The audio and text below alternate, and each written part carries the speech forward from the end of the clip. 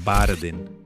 यति छोटो समयमा एउटा राजनीतिक एकता कसरी भत्कियो? पुस 14 गते राष्ट्रिय स्वतन्त्र पार्टी र उज्यालो नेपाल पार्टी बीच 7 बुँदे एकता भयो। रवि लामिछाने अध्यक्ष, कुलमान घिसिङ उपाध्यक्ष हुने सहमति भएको थियो। तर वार्तामा 3 मुख्य मुद्दामा मतभेद देखियो। पहिलो, केन्द्रीय समितिमा पदको सङ्ख्या। एक पक्षले 33 पद माग गर्यो, अर्को पक्षले 8 देखि 12 प्रस्ताव गर्यो। दोस्रो, आनुपातिक सूचीमा सिट ग्यारेन्टीको प्रश्न।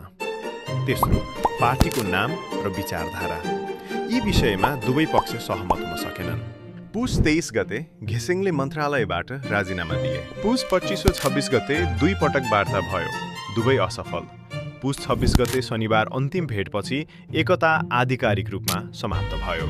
तर यो घटनाले गठबन्धन राजनीतिमा विश्वास निर्माणको चुनौती देखाएको छ। यस्तै जानकारीको लागि हामीलाई फलो गर्नुहोस्।